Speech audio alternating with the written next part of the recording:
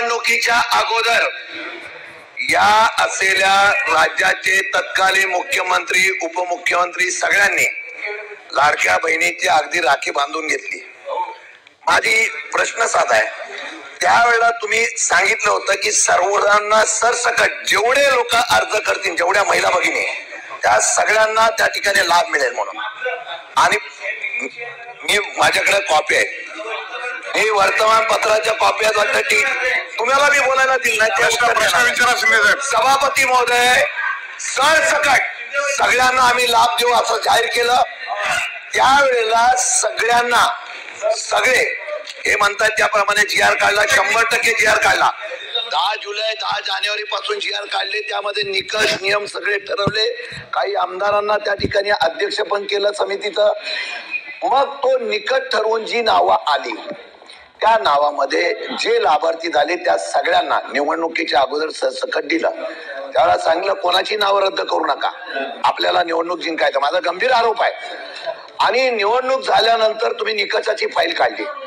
माझा उलटा प्रश्न असा आहे, तुम्ही आता निकष काढता, जो अगोदर तुम्ही योजना जाहीर केल्या तुम्ही जी आर काढला होता, मग त्यावेळेचा ज्याचा मध्ये बंटी पाटलांनी सांगितलं, ज्या वेळेला असलेल्या अधिकाऱ्यांनी तो जी आर तो निकष बघितला नव्हता का, मग ती यादी तुम्ही अप्रूव्ह केली, तुम्ही पैसे वाटले, सरकारच्या तिजोरीतले पैसे लाभार्थी नसलेल्या बहिणींचे तुम्ही जर वाटले असाल तर सरकार आणि तिथले अधिकारी दोषी आहेत।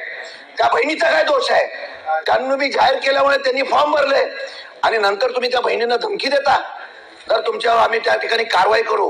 घाबरून काही महिला भगिनी गेल्या आणि सांगितलं आमचं याच्यातून लाभार्थी म्हणून नाव कळा।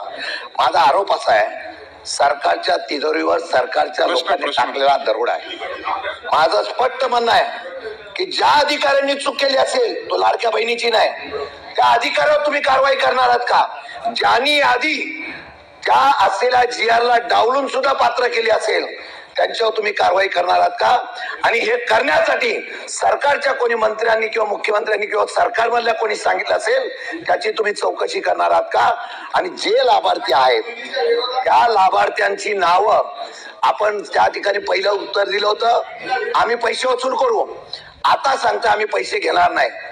मग तुम्ही त्या लोकांचे पैसे घेणार नसणार तर तुम्ही अपात्र ठरवलेलं पात्र ठरवताय का? अपात्र ठरवल्यांचे मागचे पैसे घेणार नसतात तर हे सरकार म्हणून मंत्री पैसे भरणार आहात का? आणि तसं जर असेल तर 2100 रुपये तुम्ही जाहीर केले ते कधीपासून करणार आणि अधिकाऱ्यांकडून तुम्ही वसूल करणार का?